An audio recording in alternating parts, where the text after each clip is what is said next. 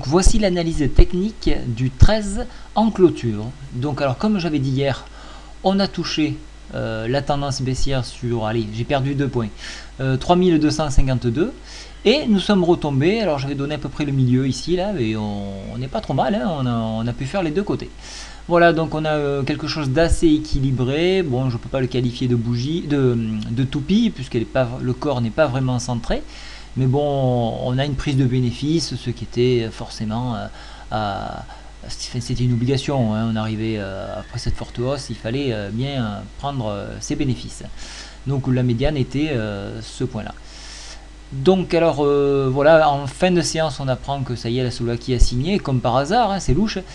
Mais bon, ils ont signé, un peu obligés. Les banques, bien sûr, doivent accuser le coup. Donc ça, on le savait aussi. Voilà pourquoi ça chute énormément. Donc il ne faut pas jouer les bancaires actuellement. Il faut vraiment attendre qu'elle chute bien plus bas. Je proposerai des entrées sur les bancaires. Mais c'est pas exploité pour l'instant. Alors, voici donc le graphique. Alors, comment jouer l'indice parisien demain? Donc, là aussi, on a beaucoup de marge. Hein. On a le retour sur la médiane ici à 3244, ou alors un point très bas sur 3084. Alors, bien sûr, c'est le facial là qu'on fait. Hein. Donc, alors ici, c'est très discret, mais il y a la MM7 qui remonte à 3119, elle pourrait remonter à 3130 à peu près pour demain.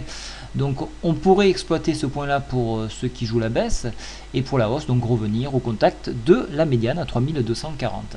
Alors personnellement, qu'est-ce que je vais jouer au vu du passage du vote de Slovaque? Moi je vais rejouer un petit peu à la hausse quand même. Hein. Je me suis délesté à la baisse, j'ai tout coupé. Hein.